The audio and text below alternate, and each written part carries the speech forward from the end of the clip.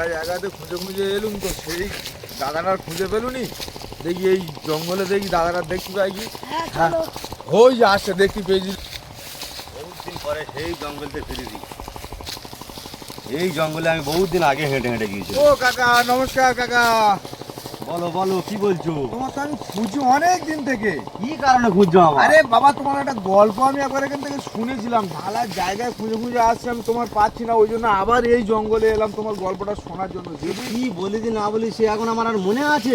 আরে বাবা সেই ছাগলের গল্পটা আছে, একটুখানি বলে তুমি বাদ দিয়েছিলে, বাকিটা এখন শুনতে বাকি আছে তো। আচ্ছা আচ্ছা আচ্ছা, এখন পুরো শুনবে বলে চিন্তা ভাবনা করেছো? দয়া করে আমাদের শোনাও, খুব আশা ভরসা নিয়ে এসছি। শূন্য জায়গা তাহলে শোনো। আমার একটা ছাগল আছে জানো? আচ্ছা আচ্ছা। ছাগলের ছানা পানা হয় না। ও আচ্ছা। তা আমি একটা চিন্তা ভাবনা করে একটা মানত করে দিই। কিরকম মানত করেছো গো? ছাগলের এবারে ছানা হলি আচ্ছা। আর একটা মহিষা দেবো। ওরে বাবা, তুমি ছাগলের ছাগলের ভয়সা মানত করেছো?